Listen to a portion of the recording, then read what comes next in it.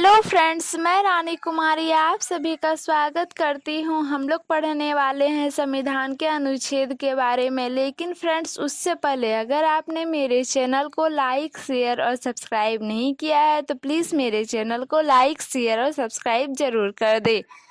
चलिए हम लोग स्टार्ट करते हैं आज का क्लास। तो भारत के संविधान के अनुच्छेद 350 को के अधीन उपबंध किससे संबंधित है? तो प्राथमिक स्तर पर मातृभाषा में शिक्षा की सुविधाओं की व्यवस्था करने का उपबंध। फिर संसद को संविधान संशोधन का अधिकार दिया गया है अनुच्छेद 368 में। फिर भारत के संविधान का अनुच्छेद 368 किसके संबंध में है? तो संविधान का संशोधन करने की भारत की संसद की शक्ति। फिर संविधान का वह कौन सा अनुच्छेद है जिसके दुरुपयोग की शिकायत संसद के भीतर तथा बाहर सर्वाधिक हुई है और जिसका प्रयोग केंद्र के सत्तारूढ़ दल ने अनेक बार अपने स्वार्थ में किया है?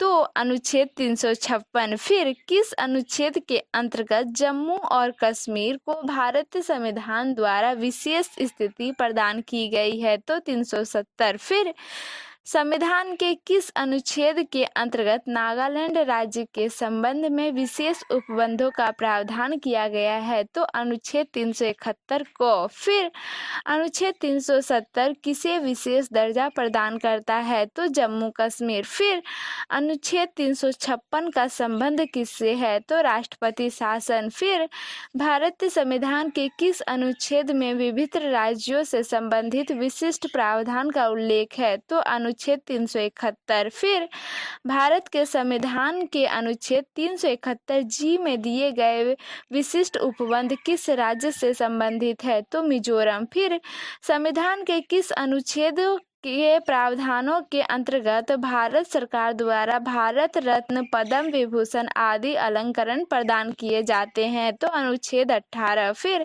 संविधान के किन अनुच्छेदों के अंतर्गत अल्पसंख्यकों को अपनी संस्कृति के संरक्षण तथा अपनी पसंद की शिक्षा संस्थाओं की स्थापना व संचालन के अधिकार को मान्यता प्रदान की गई है?